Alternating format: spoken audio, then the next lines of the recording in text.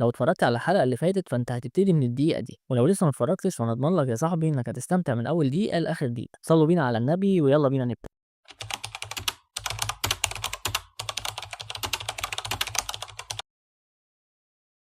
نبدأ حكايتنا بعالم يحكمه القدرات، وكل شخص بيتم ال16 سنة بيكون مسموح له بقدرة واحدة عن طريق انه ياكل فاكهة كده، فاكهة القدرة. وهنا يا صاحبي لازم نشرح كام حاجة في الأول، يعني كام قاعدة كده. أول حاجة انت مبتبقاش عارف ايه القدرة اللي الفاكهة دي هتوفرها لك. تاني حاجة ان مستحيل شخص ياكل فاكهة مرتين لأنه هيموت في ساعتها. ده هو بطلنا لي اللي هيكون ماشي في طريقه هو وصديقته لينا علشان يروحوا يحصلوا على قدراتهم، وبيتكلم عن حلمه ان ازاي هو عايز يبقى مغامر، انه يسيب اسمه في التاريخ والناس كلها تتكلم عنه. وبتسأله لينا عن القدرات اللي هو نفسه فيها، فبيرد عليها ويقول لها نفسه في قدرة السرعة او قدرة السيف علشان هو حلمه يبقى مغامر. بيكون مبسوط جدا انه حلمه هيتحقق اخيرا، وبيسالها رايت عن اي مهارة هي تكون عايزاها، فبترد عليه وتقول له اي حاجة المهم نبقى مع بعض. فبيقول لها خلاص نبقى مغامرين انا وانت. وبيوصلوا المكان اللي هياكلوا فيه الفاكهة، وبتكون لينا متوترة جدا، ولكن لايت بيطمنها وبيقول لها ما تقلقيش كل حاجة هتكون كويسة جدع علا. تبدا المسؤولة تشرح لهم عن الفاكهة وان كل فاكهة ليها قدرة مختلفة، وبتقول لهم ان على حسب القدرة هتلاقي وظيفة مناسبة ليك، وان محدش يزعل لو جات له قدرة هو مش عايزها. وبتحذرهم ان حد ياكل فاكهة مرتين لان ده بيؤدي الى الوفاة فورا. ولينا بتكون متوترة وخايفة جدا، وبتقول له لايت انت كنت عارف الموضوع ده قبل كده؟ فبيرد عليها ويقول لها ايوه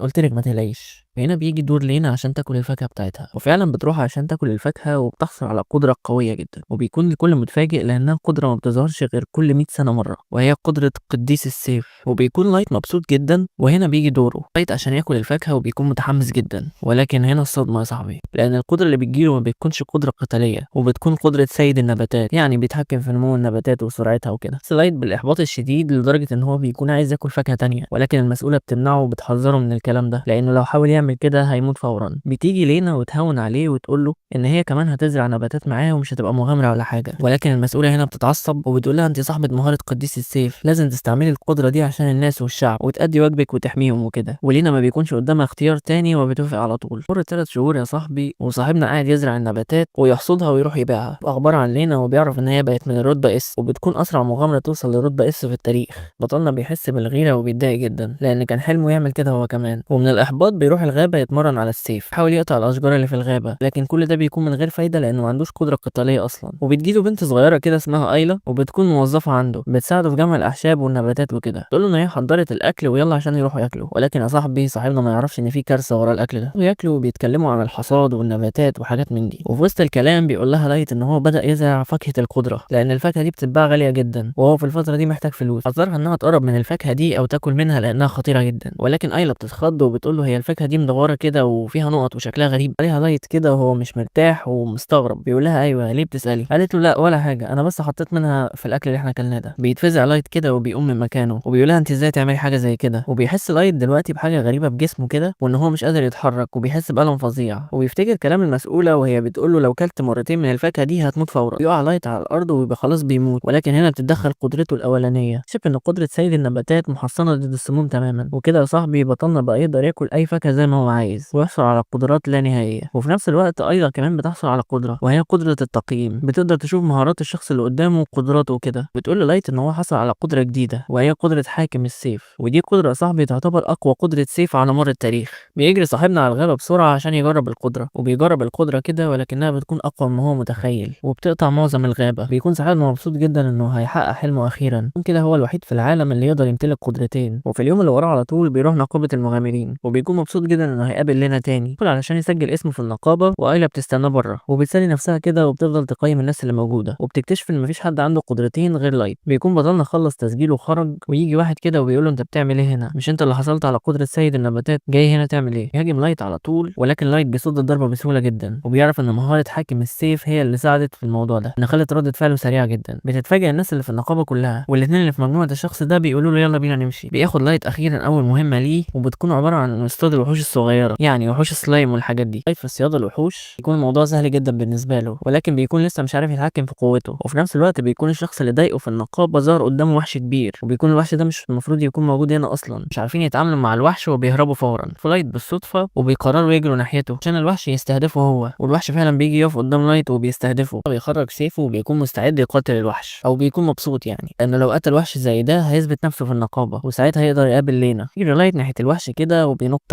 بينط عليه عزيزي المتابع يعني بينقض عليه مش حاجه تانية، وبيضرب الوحش بسلاحه كده، ولكن لايت بيقسم السلاح نصين وبيكمل وبيهزم الوحش بضربه واحده. والمغامرين دول بيكونوا مستخبيين وشايفين كل حاجه، بيكونوا متفاجئين جدا ازاي شخص حصل على قدره سيد النباتات يكون قوي كده. النقابه بيقدم لهم قرن الوحش ده وبيكونوا متفاجئين جدا انه قدر يغلب وحش زي ده، ولكن المغامرين اللي كانوا بيراقبوه بيشهدوا معاه انه قدر يغلبه فعلا. وفي اللحظه دي بتدخل لينا هي والفريق بتاعها، وبيكون الفريق كله من الرتبه اس، ولايت بيكون مبسوط جدا وبيروح يسلم عليها، ولكن هي بتبص له بصه غريبه كده وبتقول له هو انا اعرفك. ولايت بيكون مصدوم جدا، بيكون فاكر ان هي نسيته بجد. ليلى بتبص عليه كده وبتفتكر ان هو جعان وبتقول له سيبك من الكلام ده كله وتعالى نروح ناكل بيتزا. ولايت ما بيبقاش عارف يرد يقول ايه الحقيقه يعني. المهم بياخدها لايت فعلا وبيروحوا ياكلوا بيتزا، وبيكون محبط جدا مالوش نفس ياكل. وفي اثناء ما هو مكتئب ومالوش نفس ياكل يا صاحبي زي ما انت شايف كده الاكل بيقف في زوره، فبتيجي لينا وبتديله ميه عشان يشرب، فبيتصدم لايت للمره الثانيه، ولكن لينا بتلحقه كده قبل ما يفضح الدنيا. تقعد معاهم وبتبدا تتعرف على ايلا، ولكن لايت بيكون لسه مش فاهم حاجه وبيسالها ايه اللي بيحصل هنا، ولكن لينا ما بتردش عليه برضه وبتقول له انت اللي بتعمل ايه هنا؟ انا مش سايبك في المزرعه يا عم، انت ايه اللي جابك هنا؟ فبيبص لها لايت كده بصه فخر ويقول لها انا كمان بقيت مغامر. فبتستغرب لينا جدا وبتقول له انت عبيط ولا ايه؟ مغامر ايه بالقدره اللي عندك دي؟ انت عايز تموت؟ ولكن لايت بيشرح لها كل حاجه وان هو ازاي حصل على قدره تانية، ولينا بتتبسط جدا لما تسمع الكلام ده ان لايت اخيرا هيحقق حلمه. فبيسالها لايت هي عامله ايه مع التيم اللي معاها وكده، فلينا وشها بيقلب كده وبتكون مش مبسوطه وبتقول ان المسؤول عن الفواكه هي اللي حطتهم في التيم ده وخلاص، وان هي ما كانتش عايزاه يتورط معاهم علشان كده عملت نفسها ما تعرفوش. ولايت بيستغرب جدا لان التيم كله من الرتبه اس، يعني المفروض يكونوا احسن مغامرين في كل حاجه، ولكن لينا بتبدا تحكي له عن اخر مهمه عملوها وان هم عشان يهزموا وحش استعملوا النار وحرقوه، ولكن القريه اتحرقت هي كمان. ومش بس كده هم كمان ما رضوش يطفوها، وان هي راحت للمسؤول عن الفواكه عشان تشتكي عن الكلام ده، ولكن المسؤوله دي طلعت رايها زيهم كده، لا وكمان بتبارك لها على اللي هي عملته، يعني يا بجحتك يا وليه. ولايت بيقول لها سيبك من الكلام ده كله وتعالي انضمي معانا، ولكن لينا بترفض لانها مش عايزه تورطه في اي حاجه وبتعيط كده وبتقوم تمشي. بيرجع لايت لغرفه الاستقبال بتاعه النقابه وبيكونوا حضروا له المكافاه اللي هي بالمناسبه بتكون كبيره جدا، ولكن لايت ما بيبقاش مبسوط قوي لان الموضوع لينا مأثر عليه وبيكون عايز يعرف تفاصيل اكتر عن لينا والمهمات اللي بتروحها. وبتقول له ايلا اعضاء الفريق بيبقوا قاعدين هناك كده، روح اسالهم وشوف. وبيكون جوه الغرفه واحد من اعضاء الفريق واللي بيكون اسمه جراوث، وهو قاعد يحكي امجاده وبيظبط بيها. وفي اثناء ما هو قاعد بتدخل عليه مضيفه النقابه وبتقول له اهل القريه عايزين يقابلوه علشان طالبين تعويض عن القريه اللي اتحرقت، ولكن كراوس بيرفض وبيقول لها تمشيهم من هنا. لايت بيسمع الكلام ده وبيكون متعصب جدا وبيدخل يقول له انا هاخد لينا في الفريق بتاعي، فكراوس بيضحك عليه كده وبيفتكره معجب من معجبين لينا وبيقول له المكان ده مخصص للرتبه اس، اطلع بره. وفعلا حراس النقابه بيجوا وبيطردوا لايت بره، وبيجي اتنين كده وبينصحوه انه يبعد عن كراوس احسن، وبيقولوا له ان لو زعل كراوس القديسه كمان هتزعل اللي هي المسؤوله عن الفواكه يعني، وان هي بتتحكم في كل حاجه في النقابه، وان الموضوع ممكن يوصل انه يطرد من النقابه اصلا. بيجي اليوم اللي بعده وبتكون لينا واقفه مع الفريق في الغرفه المخصصه للرتبه اس، تفتكر كلام لايت ليها ان هو عايزها في الفريق بتاعه، فبتتشجع كده وبتقول لكراوس ان هي عايزه تسيب الفريق. بتخلص كلامها وبتمشي فورا، ولكن كراوس بيجي يقف قدامها بسرعه وبنكتشف ان هو صاحب مهاره السرعه الفائقه، وبتحاول لينا تطلع السيف بتاعها وتقاوم، ولكن كراوس بيقول لها حتى مع القدره بتاعتك مش هتعرفي تعملي معايا حاجه، فبتستسلم لينا بسرعه وبتشيل ايديها من على السيف. ولكن كراوس بيقرب منها فجاه كده وبيضربها بالقلم، وبيقرب منها كراوس كده وبيقول لها سمعتك في الفريق معانا هي اللي بتخلينا نكسب اكتر. بتستسلم لينا تماما وبتطلع مع الفريق في مهمه، وهما في طريقهم للمهمه كده وخارجين من المدينه بيقابلوا لايت واقف في وشهم ويبص لكراوس كده وبيسلم عليه عادي، فاعضاء الفريق بيستغربوا وكراوس كمان وبيقول له انت تاني انت بتعمل ايه هنا؟ بيرد عليه لايت وبيقول له انا جيت اخد عضو الفريق بتاعي الجديد، وبيوجه كلامه لينا وبيقول لها احنا رايحين دلوقتي نصطاد الوحوش تعالي معانا، ولكن لينا بتقول له انا قلت لك ما تتورطش مع الفريق ده. يرد عليها لايت وبيقول لها احنا متفقين من زمان ان نبقى مغامرين انا وانتي، ولكن لينا بترفض للمره الثانيه وبتقول له انا عضو في فريق تاني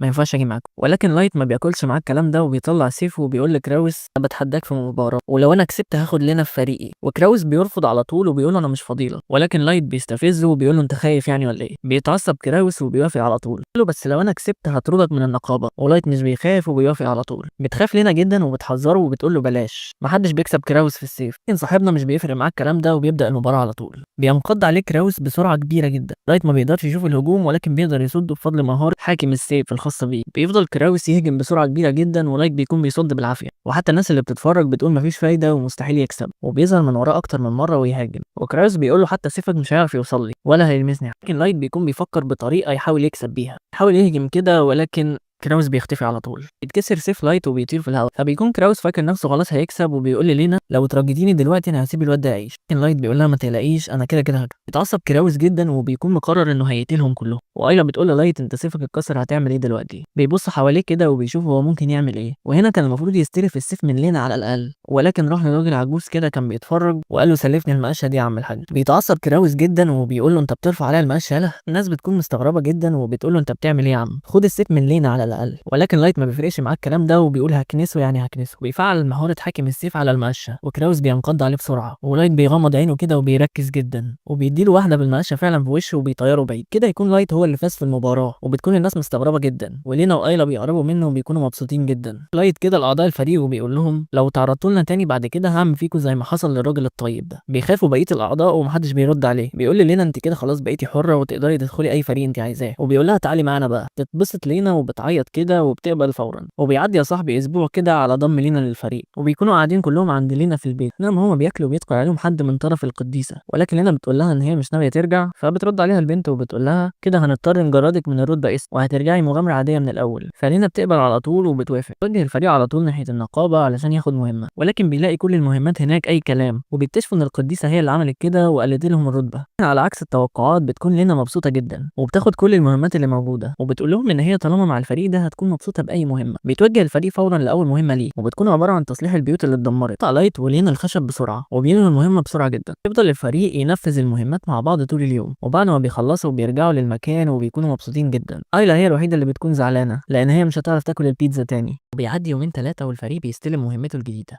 وبنكتشف ان القديسة هي اللي مرتبة المهمة دي عشان تخلص منهم. وبتكون المهمة دي في مكان مهجور كده وشكل مريب والضباب مالي المكان، وبتكون عبارة عن ان في مجموعة مغامرين جم هنا للصيد الوحوش ولكن اختفوا ومحدش عارف عنهم حاجة، وان اي حد كان بيروح المكان ده كان بيختفي هو كمان، والمطلوب منهم دلوقتي ان هم يعرفوا السبب ده ويحلوه. وبتحس لينا ان في حاجة مريبة كده وبتقول لايت بلاش نروح المهمة دي، ولكن صاحبنا طبعا بيكون متحمس جدا ومش فارق معاه. بيوصلوا للقلعة خلاص ولكن مفيش طريق غير منحدر خطير كده بيعدوا منه، وفي اثناء ما هم بيعدوا ايلا بتتكلم عن البيتزا والفلوس اللي هيكسبوها من المهمة دي، وفي الحقيقة بتتحمس زيادة عن اللزوم كده وبتنط من مكانها وبتقع. بيحاول لايت يمسكها بسرعة ولكن بيقع هو كمان، فبتحاول لينا تمسكهم هما الاتنين ولكن بتقع برضه. بيكونوا خلاص هيخبطوا في الأرض ولكن لايت بيطلع سيفه وبيضرب في الأرض ضربة كده وبينقذهم، ولكن بيكتشفوا إنهم محاصرين من كائنات غريبة، والكائنات دي بتطلع زومبي، وبيكتشفوا إنهم هما دول المغامرين اللي اختفوا. وايلا بتفحصهم كده بقدرتها على السريع وبتقول لهم لو حد اتعض هيتحول زومبي زيهم كده، فخلي بالك، وإن كل حد فيهم محتفظ بالقدرة بتاعته وممكن يستخدمها. ولايت بيكون مش مصدق إنه هيقتل ناس حقيقيين حتى لو كانوا زومبي. وفي أثناء ما هو متردد كده بيهجم عليه واحد من الزومبي بسرعة،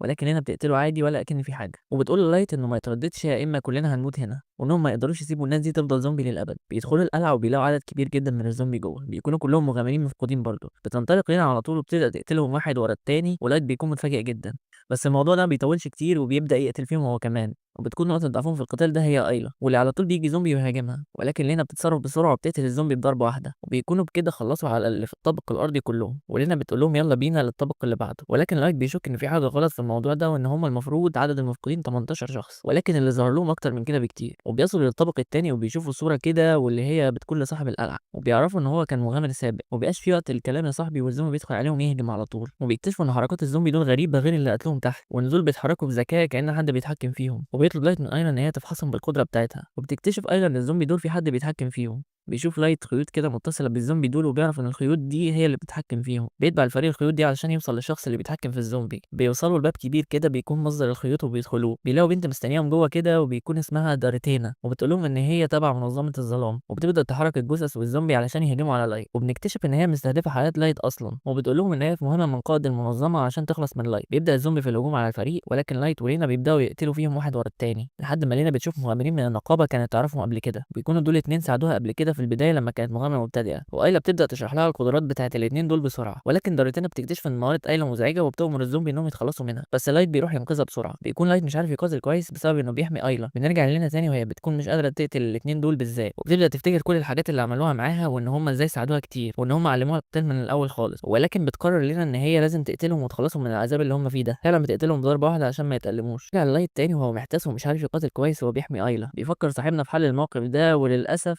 بيطلع الحل ده. بيقرر يشيل ايلا على ظهره ويقاتل بيها، وبيفكر كده ويقول ان البنت دي قدرتها التحكم في الموتى، بس امال مين اللي بيصنع الزومبي دول اساسا؟ بينط لايت هو ايلا وبيمسك في النجفه علشان ايلا تشوف كويس وتقول له على اللي بيستدعي الزومبي. تبدا ايلا تدور على المستدعي، ولكن صاحبنا ايده بتوجعه، وفعلا ايلا بتلاقي الزومبي اللي بيستدعي الوحوش. وبيكتشف لايت ان هو ده المغامر اللي كان صاحب القلعه. بتظهر دارتينا منهم وبتستدعي وحش قوي جدا عشان يقتلهم. وبتكتشف ايلا ان الوحش ده هو السبب في تحول البشر لزومبي، وان وحش خطير جدا اسمه حاسد الارواح، واي شخص بيتقطع بالمنجل بتاعه ده وبيلمس السائل الاسود اللي طالع منه بيتحول لزومبي فورا. فورا. بيضرب ضربه كده ولكن لايت بيتفاداها بسرعه، وبتقول لهم دارتينا ان صاحب البيت ده غبي استدعى وحش بيحول الناس لزومبي ومعرفش يسيطر عليه فتحول هو نفسه لزومبي. وبتقول له ان صاحب البيت ده كان بطل بس الناس خافت من مهاراته اللي بتستدعي الوحوش، وفي الاخر قرر يعيش في القلعه دي وما يخرجش تاني. وبتقول لهم كفايه راجل لحد كده بقى، انت على راسك مكافاه كبيره. انا بيفكر لايت في الكلام اللي قالته داريتينا، وبيخاف لان الناس تكره المهاره بتاعته ويضطر يعمل زي الراجل ده علشان هو يقدر يزود قدراته من غير حدود يعني وكده، بس بينسى كل ده وبيركز على القتال وبيقول لها انت بتقوليها.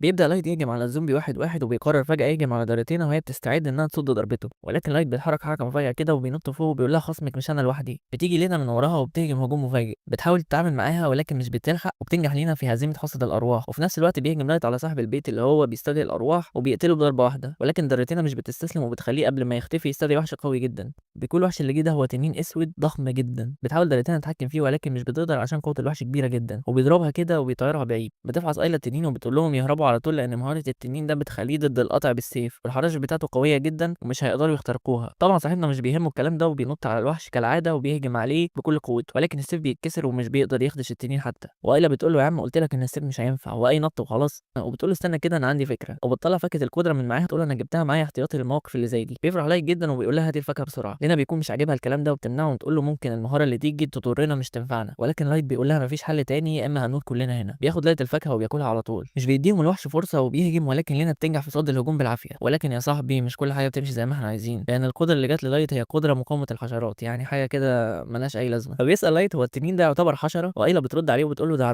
الكلام ده. الله يا لايت هاتي الفاكهه اللي بعدها. والتنين بيفضل يهجم على لينا ولينا بتقول لهم مش مهم انا هشغل التنين لحد ما تخلص. بياكل لايت فاكهتين في نفس الوقت المره دي، بس الالم الناتج عن الموضوع ده كان بيكون الضعف. بس يا صاحبي حظ بطلنا بيفضل زي انا وانت كده، وبتكون القدرتين اللي جم واحده بتخلي القطط تحبه والتانيه بتخلي السيف اللي يمسكه ما يتكسرش اللي هو اتكسر قبل كده اصلا. كان بيفكر لايت ياخد سيف لينا علشان يهجم بيه علشان المهاره الجديده وكده وسيفه مش هيتكسر، ولكن سيف لينا بيتكسر على طول، وبتكون هي اتعرضت لهجوم قوي وطارت بعيد. يخرب بيت حظك يالا. فبيضطر لايت ياكل فاكهه كمان ويشوف. بيكون التنين بيهجم على لينا مره كمان، بس لايت بيحدف عليه حجر كده وبيقول له تعالى علا. بتكون المهاره اللي طلعت له هي مهاره التنويم. بيجرب لايت المهاره على التنين ولكن التنين بيقاومها، وبيعرف انه لازم يقرب اكتر عشان المهاره تشتغل على كائن بالحجم ده. وبياخد لايت السيف المكسور ويرميه على السقف وبيحطم السقف تماما. وبيستعمل الحاجات اللي بتقع من السقف دي علشان ينط عليها كده وبيوصل بمكان اقرب للتنين، وبينجح يوصل للتنين وبيناول القدره بتاعته على طول، وبيخرج الفريق من القلعه قبل ما تتدمر كلها.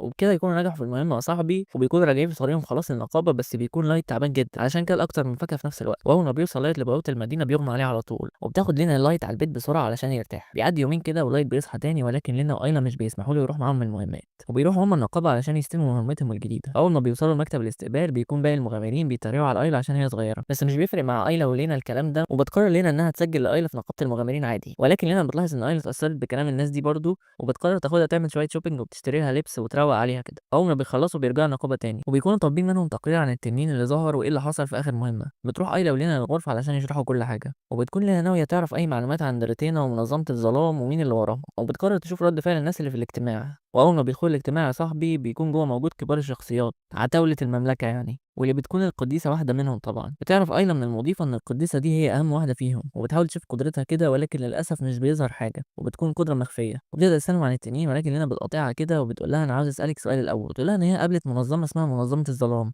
وفي واحدة منهم اسمها دريتينا كانت بتستهدف حياتهم، وإن قدرة دريتينا دي هي التحكم بالوحوش والزومبي وكده. وبتستنى هي رد فعل من القديسة ولكن من غير فايدة، والقديسة بتقول لها إن هي ما تعرفش حاجة وأول مرة تسمع الكلام ده. وبيكون بقى الأعضاء برضو مش عارفين أي حاجة، وبيسألوها عن التنين وبيقولوا إن هم بحثوا عنه في القلعة اللي اتدمرت ولكن ما لقوش أي حاجة، ولو معاهم حتى أي جزء من جسمه يعرفوا يوصلوا له عن طريق قوته السحرية. فبتطلع علينا جزء من حراشف التنين وبتوريه للأعضاء. بتفاجئ الأعضاء جدا إن لينا وفريقها قدروا يحصلوا على جزء من جسم التنين، ولكن لينا بترفض تديهم حراشف التنين وبتقول لهم إن عندها شرط الأول، وإن هم يقدموا لها معلومات عن دريتينا ومنظمة الظلام. فبيوافقوا على طول، وبتبدأ واحدة فيهم في استعمال قدرتها في البحث عن المعلومات تخص دريتينا، وبتقول إنها حصلت على قدرة التحكم في الموتى من 12 سنة تقريبا. وبنسألها هي عن مين اللي كان مسؤول يقدم لها الفاكهة في الوقت ده، وبنكتشف إنها القديسة. ويبدأ الكل يشك في القديسة لأن هي قالت إنها ما تعرفهاش، وبتسألها هي عن السبب اللي خلاها تكذب وتقول إن هي ما تعرفهاش، ولكن طلعت صايعة برضه أصلا. وبتقولها إن كل يوم بيعدي عليها ناس كتير عشان ياكلوا الفواكه ومش بتفتكر كل واحد يعني. وبتقرب منها القديسة كده وبتقول لها إن إحنا متشكرين على المعلومات دي ولكن هنضطر نمسح فريق من النقابة نهائيا. فاجئ لنا وقايلة جدا وبيكونوا مش عارفين إيه السبب،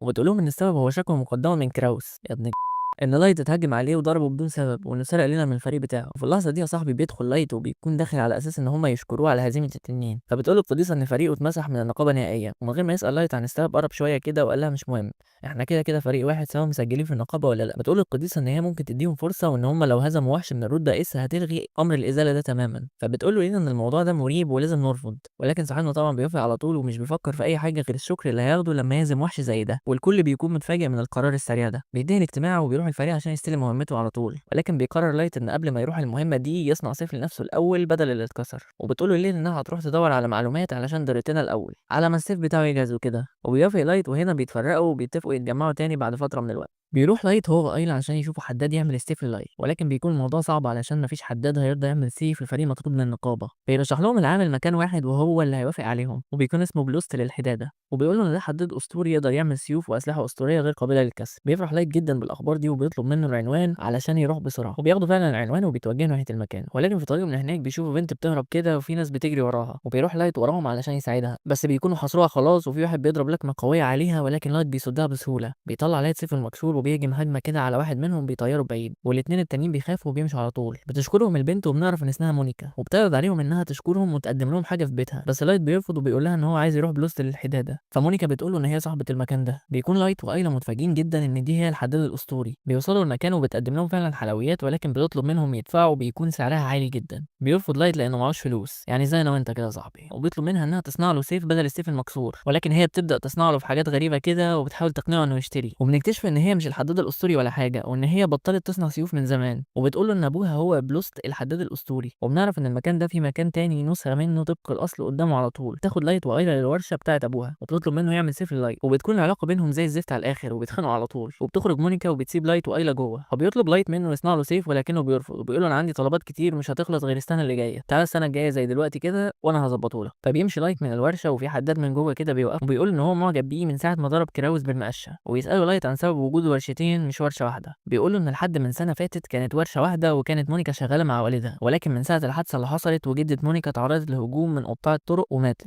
اكتشفت مونيكا ان الاسلحه اللي استخدموها قطاع الطرق دول كانت هي اللي صنعاها. وقررت من ساعتها ان هي مش هتصنع اسلحه تاني، وده كان السبب الرئيسي للخلاف بينها وبين والدها. وفي الوقت ده بنشوف اتنين كده مالهمش لازمه بجم الورشه وبيتكلموا مع الحداد، وبلوست بيطلع لهم بنفسه وبيكون معاهم عقد كده باسلحه يصنعها لهم باسعار رخيصه جدا. وبيقولوا له انه لو ما وافقش على العرض ده هيضطروا يروحوا لبنته بقى وهي اللي تعمل كده، وان ممكن يصيبها اي حاجه وتتخطف مثلا. بيوافق بلوست على العرض وبيمشيهم من هنا، وبيقول للايت انه ما يقولش لمونيكا اي حاجه عن اللي حصلت دي. بيمشي لايت هو كمان وبيعدي على مونيكا وبيقول لها تعالي اعزمك على العشاء. بتوافق مونيكا وبتروح معاهم وبتكون مبسوطه جدا، وبتقول له انها تعرف المطعم ده وبتيجي هنا كتير وان الحساب عليها المره دي. صاحبنا طبعا ما بيصدق ومن غير اي رحمه بيطلب المنيو كله. وبعد ما بيخلصوا اكل مونيكا بتمشي، بس في حد بيوقفها في الطريق وبيكون من الناس اللي قدموا العقد لبلوست. بيجي الحداد المعجب ده لايت وبيقول له ان مونيكا اتخطفت ولازم تيجي معاه الورشه. ولما بيوصل لايت للورشه بيلاقي رساله مكتوب فيها ان هم عايزين لايت يجي لوحده علشان يستلم مونيكا. بيخرج والدها من الورشه ومعاه اسلحه بيكون ناوي يروح ينقذ بنته، ولكن لايت بيقول له انا هروح لوحدي وهرجع بنتك. ومن غير ما يستنى رد اي حد بيجري على المكان بسرعه علشان ينقذها. بيوصل لايت للمكان وبيضرب الباب برجله كده وبيكسره، وبنكتشف ان السبب في عمليه الخطف دي هي القديسه، وان هي عايزه تخلص من لايت باي طريقه. بتكون مونيكا مربوطه كده ومتعلقه في الجو، وبيكون الخاطفين مبسوطين جدا ان لايت جه بسرعه كده على طول. وبيخرجوا وحش ضخم على شكل ثور من القفص علشان يهاجم لايت. بيهجموا عليه مع بعض كلهم هم والثور في نفس الوقت، ولكن صاحبنا مش بيفرق معاه اي حاجه وبيستعمل مهاره التنويم بتاعته. وفي لحظه بيكون الكل في سبع نومه حتى الثور الضخم. بتكون مونيكا متفاجئه جدا من اللي حصل ده وبتشكر لايت انه انقذها، وبيفكها لايت وبيمشوا من المكان ده ويرجعوا على الورشه. وبيشكروا بلوست انه رجع له بنته، وبيعرض على لايت وايلا انهم يباتوا الليله عنده علشان الوقت اتاخر. بيحاول لايت يرفض ولكن ايلا بتكون بتنام خلاص، فبيضطر لايت يوافق على طول. وبتتخانق مونيكا مع والدها كالعاده علشان يبطل صناعه الاسلحه وكده، ولكن والدها بيرفض برضه. وبتاخد الخادمه لايت وايلا لغرفتهم علشان ينام، وبتقول لايت انه يحاول ما يتدخلش بينهم، هم على طول بيتخانقوا كده. بيرد عليها لايت وبيقول لها ان هما الاتنين هيوصلوا لحل في الاخر وهيرجعوا يشتغلوا مع بعض تاني اكيد. بنرجع تاني للمكان بتاع العصابه وبيكون القائد بتاعهم مصر، وبيقول لهم انه مش هيسكت على اللي حصل ده وانه هيمسك لايت. وبنرجع تاني للبيت عند بلوست وبيكون صاحبنا في سابع نومه ولا حاسس باي حاجه. ده انت تروق يا معلم. بتروح له قايله علشان تصحيه يفطر، وتقول له الخادمه انه بعد ما يخلص فطار يروح يوصلها الاكل ده. بعد ما بيخلص لايت كده بيروح فعلا يوصلها الاكل، وبيلاقيها قاعده كده مع شويه نباتات بترعاها، وبتقول له ان النباتات دي مش بتكبر وشكلها هتموت. فبيقول لها لايت وسعي كده خليني اشوف شغلي. وبيستعمل مهاره سيد النباتات اللي بتخلي النبات يطرح في ساعتها. وبتتفاجئ مونيكا جدا وبتقول له انت مش استعملت مهاره ترميم على العصابه امبارح يا عم؟ فبيرد عليها لايت وبيقول لها ان مهاره سيد النباتات بتسمح له انه ياكل اكتر من فاكهه. بتتصل مونيكا للمره الثانيه وبتقول له انت ايه يالا انت مجنون، انت لو كلت اكتر من فاكهه المفروض تموت. تكون مونيكا محتاره ومش عارفه ايه نوع الكائن اللي قدامها ده، ولسه لايت هيرد عليها ولكن بيسمعوا صوت غريب جوه البيت، وبيدخلوا البيت وبيلاقوا في ناس اتهجموا على بلوست واللي معاه، ولسه لايت ما بيلحقش يتكلم حتى، بيقول له زعيم العصابه ده تعالى يلا عايزك بكلمتين بره. وفعلا بيطلعوا بره ولايت من غير اي تردد بيهجم عليه بمهاره التنويم بسرعه، ولكن بنكتشف ان عنده مهاره درع البرق وبيصد بيها تنويم لايت بسهوله، ويبدا يهجم بالبرق على البيت والورشه وبيكون ناوي يدمر كل حاجه، وبيقول له ان هدفه يخطف مونيكا علشان تصنع له سيف قوي بدل الخرده اللي معاه دي. وبتتعصب مونيكا كده لان السيف ده من صنع والدها والعمال، وبيقول لايت لمونيكا ترجع ورا شويه كده علشان ما يحصلهاش حاجه، وبيطلع لايت سيفه المكسور على طول وبيبدا يهجم على اللي مش عارفين اسمه ده لسه، وبياخد سيفه اللي رماه على الارض، وبيحاول لايت يهجم ولكن الراجل ده بيصد كل حاجه بالقدره بتاعته. تكون معاه كور حديد كده بيحركها بالبرق، ولايت بيحاول يصد الكور دي بالسيف ولكن بدون فايده. تطلب مونيكا من ايلا تتاكد كده الكور دي مصنوعه من ايه وتستعمل مهارتها، وايلا بتقول لها على طول ان الكور دي حديد، وبتبدا تصنع مونيكا حاجه كده شبه الطاسه وبترميها لايت على طول، وبتقول له حاول تمسك الكور بيها. بيجرب لايت فعلا وبيكون مرعوب من الفكره ولكنها بتنجح. بنكتشف ان مونيكا زودت فيها مغناطيس علشان يسحب الكور، ولكن الموضوع ده مش بيساعد قوي ولايت بيتكهرب برضه. بتلاحظ مونيكا ان سيف لايت قرب يتكسر وبتفكر تصنع له سيف اقوى، ولكن بتفتكر جدتها اللي ماتت وبتشيل الفكره من دماغها على طول. بس بتشوف لايت وهو بيقاتل كده وبتغير رايها تاني، هو في ايه؟ وبترجع على الورشه على طول وبتبدا تصنع سيف اقوى للايت. بيكون القتال بره لسه مستمر ولايت بيكون مش عارف يعمل ايه، والراجل اللي مش عارفين اسمه ده بيصنع سيف كده من البرق وبيهاجم لايت بيه، وبيكون لايت مش عارف يعمل ايه وبيتضرب بس، لكن بيقرب لايت منه كده وبيستعمل مهاره من مهارات حاكم السيف وبيطير الراجل ده بعيد. بيتعصب الراجل ده جدا وبيصنع حاجه من البرق كده وبتكون شبه الكلب. يا ابن كرر لايت نفس المهاره ولكن من غير فايده، والكلب بينجح انه يهجم عليه، وبيكون صاحبنا خلاص بيودع. وفي نفس الوقت مونيكا بتحاول تنقذ والدها والعمال علشان تعمل السيف للايت، وبتعمل دوشه كده قدام الباب وبتخلي الحراس يطاردوها، وايلا بتدخل في الوقت ده علشان تحرر الناس اللي محبوسين جوه. وفي نفس الوقت بتكون مونيكا عملت فخ الاثنين اللي طردوها وبتحبسهم، وبترجع على طول لايلا ولكن بتكون اتمسكت هي كمان. بتشوف مونيكا حجر كده على المكتب وبترميه على الراجل اللي ماسك ايلا، والحجر ده بيكون نوع مميز وبينور كده وبيعميه، وبيهجم عليه العمال وبيربطوه على طول. وبتقول مونيكا انها عايزه تدخل الورشه علشان تعمل سيف للايت. ده الواد زمانه.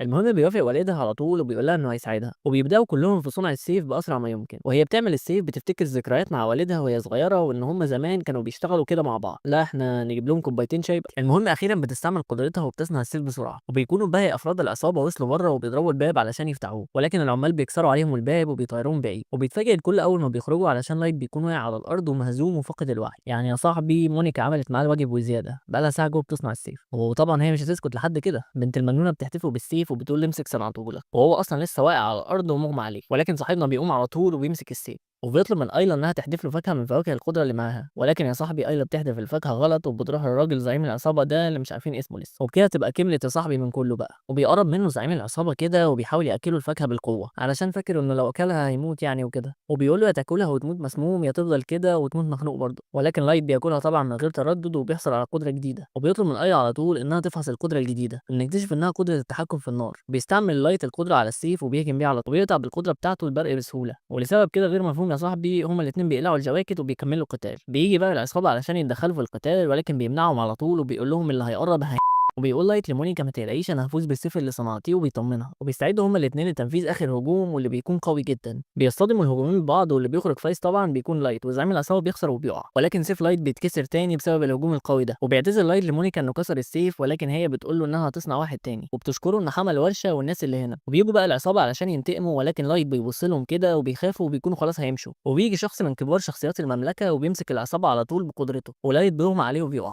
وفي نفس الوقت بيجي طائر كده لايلا وبنعرف ان هي رساله من لينا وان هي قربت توصل وجهتها علشان تجمع معلومات عن داريتينا ومنظمه الظلام. وبتنتقل بينا الاحداث للينا بعد ما وصلت وجهتها، وبتوصل اخيرا للمدينه اللي بيكون اسمها اثينا، وبتسال الناس على معلومات عن داريتينا، ولكن كله لما بيسمع الاسم بيتخض كده ومحدش بيجاوبها. وفجاه بتلاحظ لينا حد كان بيراقبها وبتقرر تمشي وراه. بيدخل مكان كده وبتدخل لينا وراه ولكن بيغفلها وبيستعمل مهارته وبيربطها، وبتطلع لينا سيفها وبتفك نفسها بسرعه. ولكن بتلاحظ لينا ان الشخص ده قوي جدا وانه لو مغامر هيكون من الرتبه اس او اقوى. وبنعرف انه تابع لواحد من كبار الشخصيات في الدوله وان اسمه يوان، وان هم هنا علشان يجمعوا معلومات عن داريتينا برضه. وبتسال لنا المسؤوله دي واللي بيكون اسمها هنا ان هي المفروض تكون في صف القديسه علشان هي واحده من المجلس وكده، ولكن هي بترد عليها وتقول لها ان هي مش في صف حد وان هي عاوزه الحقيقه مش اكتر. وبتخلص كلام كده وبتسيب لنا وبتمشي، ولكن لنا بتوقفها وبتقول لها ان هي عايزه تروح معاهم وان هي تقدر تساعدهم. بتوافق على طول وبتقول لها خلاص تعالي معانا هنروح ناكل. وفعلا بتدخل المطعم وبتطلب اكل غريب ولينا بتكون مستغربه وبتقول لها احنا المفروض ندور على معلومات دلوقتي، ولكن عامله المطعم المطعم بتفتح لهم باب علشان يدخلوا منه، وبنعرف ان المطعم ده هو مكان لجمع المعلومات اصلا. بيدخلوا الباب لمكان كده تحت الارض وبيسالوا فيه عن معلومات تخص داريتينا. بيقول لهم ان عيله داريتينا كانت من كبار العائلات اللي في المدينه، ولكن بسبب بنتهم العيله دي اتدمرت، وعلشان هي حصلت على مهاره التحكم في الوحوش فالناس خافت منها ومن عيلتها، وقالوا على البيت ده انه بيت ملعون. وبيقول لهم ان القديسه هي الوحيده اللي ساعدت داريتينا وكانت بتهتم بيها، وبيسالوها عن مكانها وبيقول لهم ان هي في المدينه عادي. لا يا راجل، ولكن لينا بتتفاجئ لان هي لسه عايشه اساسا وكانت فاكراها ميته. وبيقول لهم ان هم لو عايزين يعرفوا مكانها بالتفصيل لازم يدفعوا تاني، ولكن هم طبعا بيحلوا الموضوع معاه بشكل ودي زي ما انت شايف كده صح. وبيقول لهم على مكانها، وبيعرفوا ان النهارده المدينه بتحتفل بيوم مميز، وان في اسطوره بتقول ان ملك الجنيات قبل 1000 سنه حمى المدينه من الوحوش في اليوم ده. وبيقول لهم كمان ان داريتينا هتكون موجوده في الحفله الليله، وبيتوجهوا ناحيه الحفله على طول وبيوصلوا، ولكن الحراس بيوقفوهم، ولكن طبعا بيكون عندهم خطه واللي هي زي ما انت شايف كده يا صاحبي. بيقولوا لهم ان هم اللي جايين يرقصوا في الحفله النهارده، ودي بتكون رقصه مميزه يا صاحبي لملك الجنيات علشان يحمي المدينه. بيشك العامل فيهم كده وبيسالهم عن السيوف اللي معاهم دي، ولكن بيطلع السيف اللي مع هنا مزيف كده وملوش لازمه، فبيعديهم على طول ومش بيتاكد من السيف اللي مع لينا واللي بيكون حقيقي. المهم بيدخلوا جوه وبنكتشف ان داريتينا كمان جايه ترقص في الحفله، وبيدخلوا فعلا بيلاقوا داريتينا جوه بتتدرب علشان الحفله. بيتعرف عليها لينا على طول، ويوان بيمسكها بسرعه بقدرته، وبيكونوا ناويين ياخدوها معاهم، ولكن داريتينا بترفض وبتقول لهم يستنوا لحد ما الحفله والمهرجان دول يخلصوا، يعني يومين كده وهي بنفسها هتيجي معاهم. ولكن هنا بترفض على طول، ولينا بتحاول تقنعها ولكنها بترفض برضه، ولينا بتضطر تستعمل السيف وبتفكها على طول وتاخدها وبيهربوا.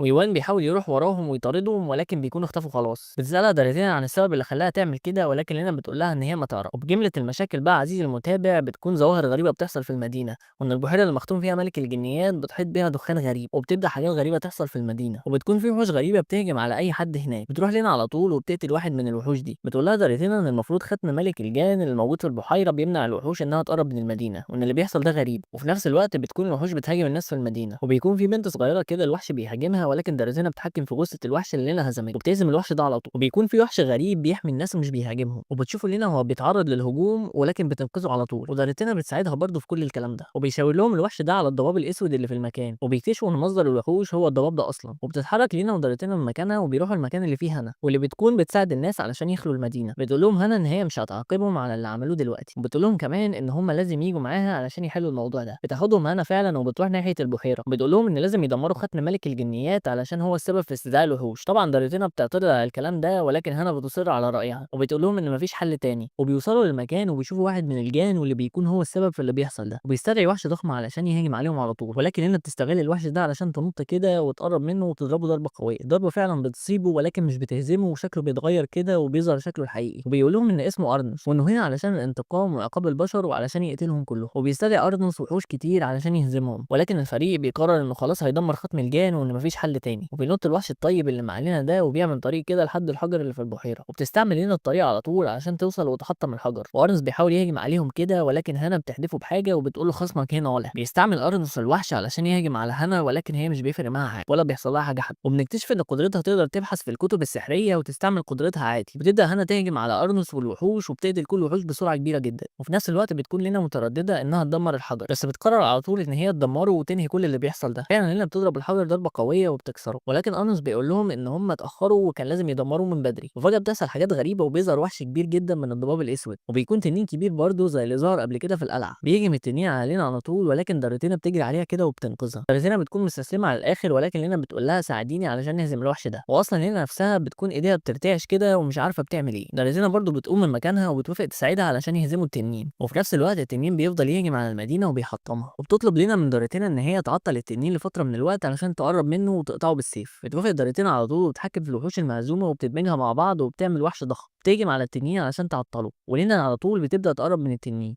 وبتقطعه فعلا بالسيف ولكن من غير فايده، وبيهجم التنين على وحش داريتينا وبيدمره تماما. وفي الوقت ده بيندمج ارنوس مع التنين كده وبيتحكم فيه، وبيقول لهم انه هيدمر كل حاجه وهيقتلهم كلهم. وبيبدأ فعلا يهجم على المدينة وبيدمر فيها. وبتكتشف هنا ان الضباب الاسود ده هو مهارة ارنوس، وبتقول لهم ان ارنوس لازم يتهزم علشان التنين توقف تماما. ما بيعجبش ارنوس الكلام ده وبيهجم هجوم قوي جدا على هنا، ولكن هنا بتنجح في صد الهجوم بالعافية، ويوان بينقذها على اخر لحظة. وبتكون هنا تعبت جدا ومش بتقدر تكمل القتال، وبيحاول التنين يهجم عليهم، ولكن داريتينا بتستدعي وحش وبتحاول تصد الهجوم ولكن من غير فايدة. وبتحاول لينا تصد الباقي من الهجوم ولكن بتطير بعيد برضه. تدخلاتهم دي الهجوم بيبعد عن المدينة وبيروح بعيد، ولينا مش بتفقد الامل وبتقوم بسرعة وبتحاول تنفذ هجوم قوي على التنين، ولكن ارموس مش بيسمح لها وبيهجم هجوم تاني عليها، بتروح لينا ناحيه الهجوم ومش بتخاف منه، عامله زي واحد صاحبنا كده. وفي اللحظه دي يا صاحبي بيظهر الوحش اللي انقذته قدامها، وبتشوف لنا ذكريات عن الحرب اللي قامت هنا من 1000 سنه، وبنكتشف ان الوحش ده هو تابع لملك الجنيات، وبمساعده الوحش ده بتكتسب لنا قوه جديده وبتقطع دراع التنين بسهوله، وبتكون دي القوه والسيف اللي في اسطوره ملك الجنيات. وبيكون الكل طبعا متفاجئ جدا من لينا وان الاسطوره اتحققت. بيحاول التنين يهجم هجوم قوي على لينا، ولكن لينا بتقطع دراعه التاني على طول بضربه واحده، وبتبصله كده وبتقوله ده انا يلا. وبيهجم عليها اكتر من مره، ولكن لينا بتتفاداهم بسهوله، وبتقرب من ارموس كده وبتديله واحده في وشه على طول. وبيكون الكل متفاجئ جدا من قوه لينا الجديده، وارموس بيكون زي خلاص وجاب اخره وبيهجم هجوم قوي جدا على المكان اللي السكان اخلوا فيه، ولكن لينا برضه بتقطع الهجوم ده اكنه ولا حاجه، وبتقف فوق راس التنين وبتغرس السيف في راسه، بتغزه يعني، وبتضرب ضربه قويه جدا، والضربه دي بتنهي الضباب الاسود تماما من على التنين، والتنين بيقع في البحر وبيتهزم على طول. وبتقرب لينا من ارموس كده وبتحاول تهجم عليه، ولكن بيستعمل قدرته وبيهرب بسرعه، وقوه لينا اللي اكتسبتها بتختفي على طول، وبيعرف ان السبب في القوه دي هو الوحش الصغير ده. وبتوصل هنا المكان لينا وبتعالجها بقدرتها اللي محدش عارف لها حاجه دي. وبينتهي الموضوع لحد كده يا صاحبي، وبنرجع لمكان لايت تاني واللي بيكون تعب من كتر التدريب، وهي بتدخل عليه باكل وبتقول له كفايه تدريب كده وارتاح، ولكن صاحبنا بياكل وبيكمل تدريب عادي. وفي نفس الوقت بتكون مونيكا شغاله على صنع السيف بتاع لايت، وبتتناقش كده هي ووالدها انها تخرج من المدينه مع لايت علشان تصنع له السيف، يعني بما انه بيكسر كل شويه سيفه كده. وبنرجع تاني لينا وهي رايحه تعتذر لهنا علشان ارموس هرب منها، ولكن هنا مش بتبقى مركزه معاها في حاجه، وبتكون مبسوطه جدا بالاداه اللي وقعت من ارموس في القتال، وتقول ان الاداه دي هي سبب البلاوي اللي حصلت دي كلها. وبتسال لينا عن سبب القوه اللي حصلت عليها دي منين، فبترد عليها لينا وبتقول لها ان الوحش ده هو اتحول لاجنحه وسيف وساعدها على الفوز. وفي اللحظه دي يا صاحبي بينور حجر ملك الجنيات فجاه، وبيظهر منه ملك الجنيات بنفسه. اول ما بيظهر هنا بتتجنن على الاخر، وبتبدا تساله اسئله غريبه، وبتقول له ايه اكلك المفضل وانت بقالك كام سنه عايش. يعني مش وقت اسئلتك دي خالص. والاسوأ من ده كله انه فعلا بيجاوب على الاسئله بتاعتها، ويبطلوا بقى هبل لحد كده. واخيرا هنا بتسال سؤال ليه لازمه، وبتساله عن قوه لينا، وبتقول له اذا كان هو السبب في القوه دي. ولكن ملك الجنيات اللي بيكون اسمه اوبل بالمناسبه بيقول لها ان سبب القوه دي هو ده، وبيشاور على الحصان الاسطوري اللي مختوم في الحجر، وان الحصان ده هو اللي اتطوع يختم نفسه هنا علشان يبعد الوحوش ويمد الارض بالقوه علشان ترجع تاني. وبيقول لهم ان عمل نسخه منه بتكون بره الحجر، وان الوحش الصغير ده هو النسخه دي. وبيشكرهم اوبل على اللي عملوه وانهم انقذوا المدينه، وبيقول لهم ان الحصان الاسطوري ادى واجبه خلاص وهيختفي. وبيطلب مننا ودارتنا ان هم يرقصوا رقصه الجنيات للحصان قبل ما يمشي. وفعلا بيبداوا في الرقص، وسكان المدينه بيتفرجوا وبيعزفوا الموسيقى. وفي اللحظه دي بيختفي حجر ملك الجنيات، وبتعيط دارتنا وبتودعه. وقبل ما يمشي ملك الجنيات بيطلب مننا انها تحتفظ بالوحش ده وتفرجوا على العالم وكده. بتوافق لنا على طول، وبتختار اسم للوحش واللي بيكون شيرون، وشكله بيكون مبسوط بالاسم ده. وبيختفي اوبيل هو كمان، وبيكون كده القتال خلص، لكن لينا بيغمى عليه على طول وبتقع على الارض. وبيعدي يوم كده يا صاحبي ولينا بتفوق تاني، وبيكونوا كلهم لسه في فندق جوه المدينه. وبيفضل العامل يشكر في القديسه ويقول لهم ان هي بعتت اسلحه كتير للمدينه علشان يدافعوا عنها. والكل بيشك في القديسه لان التوقيت بيكون غريب جدا، وان هي ازاي عرفت ان المدينه هتتعرض للهجوم اصلا. فبتقول لهم هنا ان مهاره القديسه هي رؤيه المستقبل، وان طبيعي انها تكون عارفه كل ده. ويتفاجئ الكل جدا ان في قدره كده اصلا. وبتقول لهم كمان ان القديسه هي اللي استعملت قدرتها علشان تعمل كل المصايب دي. وبتتفق هنا معاهم ان هم يفضلوا معاها لفتره من الوقت لحد ما يوقعوا القديسه. بيوافقوا على طول، ولكن لينا بتطلب طريقه للاتصال بلايت علشان تبلغوا الكلام ده. وبنرجع تاني للايت هو وايلا، واللي هم بيكونوا لسه عند مونيكا، وبتجيلهم حشره غريبه كده لينا بتكون بتتكلم منها. ولينا بتقول له انها مش هتعرف ترجع دلوقتي، وان لسه قدامها شويه وقت. ولايت بيوافق وبيقول لها نخلص كام مهمه كده في السريع لحد ما نتجمع تاني. وبيودعوا بعض كده والاتصال بيتقطع على طول. وبتكون القديسه بتراقب كل ده، وبنعرف ان الامور ماشيه على حسب الخطه بتاعتها، ولكن برضه بنكون مش عارفين ايه الهدف اللي هي عايزه توصل له من كل ده. وبنرجع تاني لايت وفريقه، وبتكون مونيكا خلصت اخيرا السيف بتاع لايت، وبتكون صنعت له كمان لبس جديد بدل اللباس ده وروقت عليه كده. وبيودعوا لايت على طول وبيمشي، ولكن بيتفاجئ ان مونيكا جايه وراه، وبتقول له انها عاوزه تيجي معاه وتشوف العالم والسيوف وكده، وبعدها تقرر انها هتصنع سيوف ولا لا. وطبعا صاحبنا جاي في اي حاجه وبيوافق على طول. وبكده بينطلق الفريق لمهمته الجديده، وبتنتهي قصتنا لحد كده يا صاحبي. بسم الله. ولكن بيكتشفوا انهم محاصرين من كائنات غريبة. لا. ولكن بيكتشفوا انهم محاصرين من كائنات غريبة. بيدخلوا القلعة وبيلاقوا قوة ايه؟ بيدخلوا القلعة وبيلاقوا جوه عدد كبير جدا من الزومبي. بيدخلوا القلعة وبيلاقوا عدد كبير جدا من الزومبي جوه، بيكونوا كلهم مغامرين مفقودين برضو. بس الموضوع ده بيطولش كتير ويبدأ يقتل فيهم هو كمان. بيتبع الفريق الخيوط دي علشان يوصل للشخص اللي بيتحكم في الزومبي. الزومبي ايه بس؟